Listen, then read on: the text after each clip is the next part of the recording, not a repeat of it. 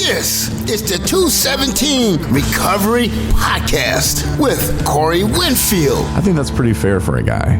Once a quarter, 4 times a year, you trim your toenails. If it needs to be done, it needs to be done. I don't think that you can go by the calendar year. You probably wish I would, because I probably maybe really do it like twice a year. And co-host Marney Winfield. The people that really are drawn to the 12-step program, one piece of those 12-step groups is because it's people from all different varieties and lengths of time of sobriety. Good morning. It is the 23rd of June, 2023. My name is Corey Winfield. My name is Marney Winfield. And this is the 217 Recovery Podcast, up and early today. Good morning, everybody. We haven't done a podcast all week. People have been blowing me up. Like, yo, where's the podcast? I believe it. This is my mom. So here you go, Mom. Here's the podcast. This is my mom. She's like, I'm not going to hear that till later. I'm asleep. But no, I wanted to do something that's never been done in Northern Michigan podcasting. What's that? I'm going to do a podcast from 3 locations today. Whoa. This is, sit down. If you're sitting down, stand up, because you got to change, because you're just going to be like, what did he just say? Yeah, world records in Michigan. Northern Michigan. It's ambitious. Exact, but it's a world record of the world. You think it would just be in Michigan, but it's not. It's a world record. I think you can do it. I believe in you. Yeah. I mean, it's something I've always wanted to do, like back when I was in radio. Yeah, since 7:05 this morning. When I first heard of podcasting at iHeartMedia, and they're like, everybody needs to put a podcast on your webpage. And I'm like, well, I don't want to.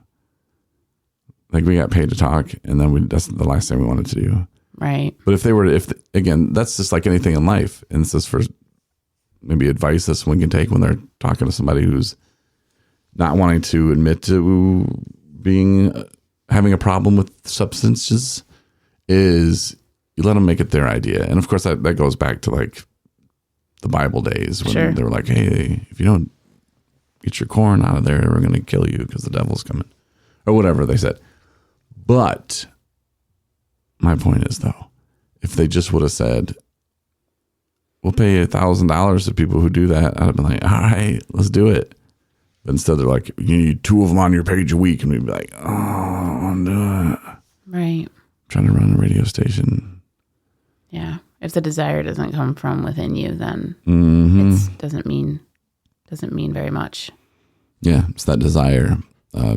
Speaking of radio and friends and problems, a buddy of mine called me. This other guy we worked with, I guess, has had some hard times. Sounds like it. It sounded really bad, and it made me just feel grateful that I survived those times. And I guess the guy is not doing what he's promised to people after they've given him money. It has nothing to do with sex either. It's like other professional stuff. And I told Ron that, because Ron is the friend who called me, he takes pride in what he does. And I do as well. And I couldn't imagine having somebody paying me for something and then just not show up. Like, that would crush me. And that would send me, and maybe the first time it was he got drunk and just didn't wake up. And it was, I don't know. I don't know how you come back from that. Like, well, I mean, I think this is a perfect example of when people get deep into their addiction, we make poor decisions, and B, we'll do whatever we need to get that, to keep things going, to keep feeding our drinking or our drugging. And for some people, they shoplift, or some people, swindle people. That could be a version of that. It's like, if I can get money in my pocket, for the things that I need to keep making my world go around, like nothing's a problem, I'll deal with the consequences later, or hope that this flies, Yeah. And who knows, maybe that's the case. Maybe he was swindling them. I think that he just can't stop and can't pull it together. So he's trying to make decisions and make commitments as if he's going to, with the intention that things are going to get done, and they just haven't. Yeah. And I think that's a little bit more honorable. Yeah. And maybe he missed the first one, like I said, maybe he was like I'll just drink. And you've probably done this too. I gotta be there at 7. Well, I'll just drink till noon, take a little nap. I'll get up at 6. I'll be there. Mm-hmm. And then you wake up at 9 p.m. and you're like, oh, or you just don't stop drinking and you don't, well, and that usually goes hand in hand with that too. Cause noon I'll stop drinking, then it's 2, and then it's 3. And all I need is like a real quick hour. Mm-hmm. And this, you wake up and it's 9 and you miss the whole thing. And you're like, oh my God. Yeah. But getting fired from a job and not finishing something that you've already been paid well, it's his company. Yeah. But I'm just saying, like, maybe he was in that way of drinking and he planned it out poorly and missed the gig. And then you're just like, oh my God. I mean, how you come back from that, a normal person would probably call, apologize, give the people their money back.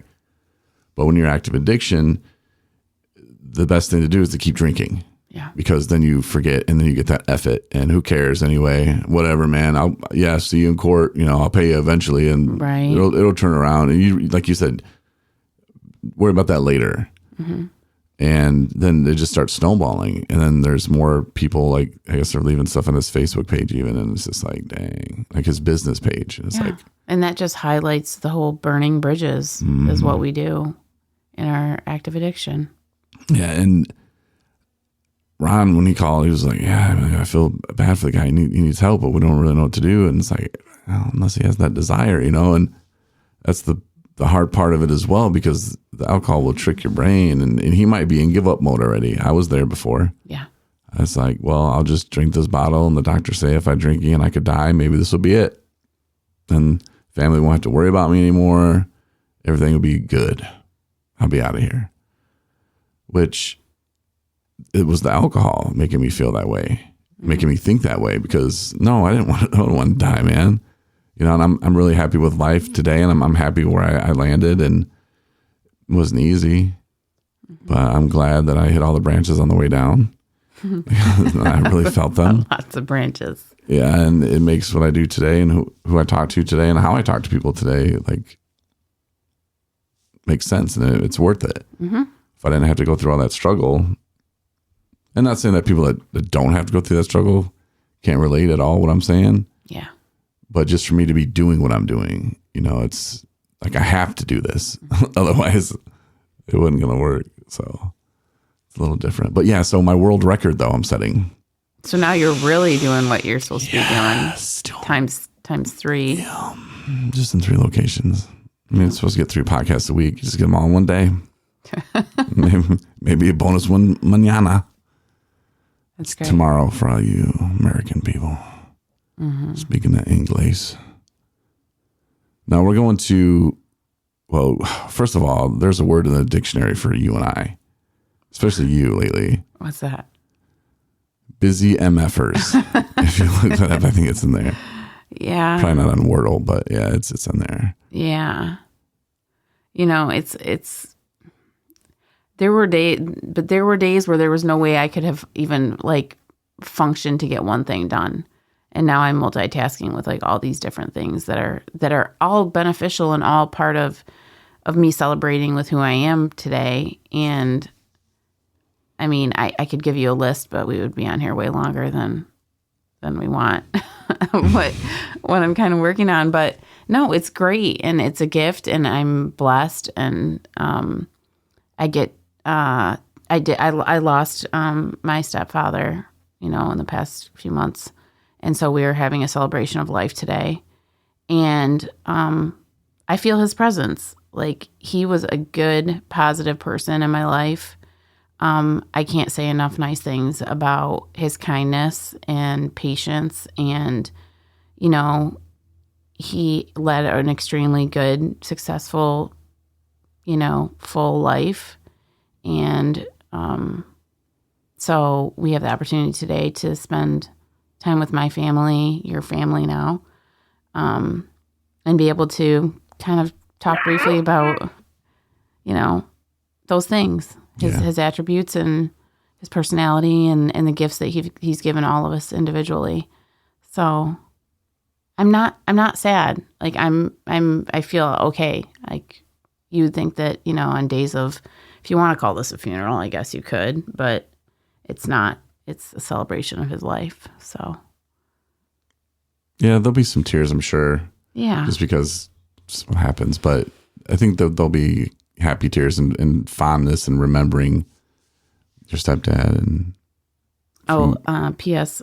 That's what I want to. Just if you want to know. You want a stepdad? No. when I pass away, if you're around, I want you to have a celebration of life. I don't want you to have a funeral for me. Okay. Yeah. Just keep me posted. Okay. Yeah. So I said it here. All these people heard it. Well, my plan is to just go out first. That's what's up. You know what I'm saying? Mm-hmm. It's easier that way, I think. I won't have the heartbreak or none of that. I don't know. You pull a notebook, just go at the same time. Yeah. Maybe Jesus will come back at the same time. I'd be like, don't take my wife and leave me. Leave her too. No.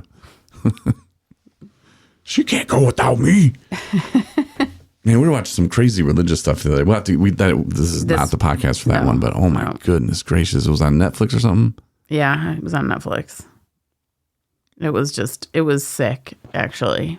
Just I can't wrap my head around how cults happen. I can't either. I want them people to give me all their money. I'm like, there's got to be somebody somewhere that went to like 7-Eleven and somebody was like caught on to their insanity and was like, you do realize that is totally not even close to being something that's real.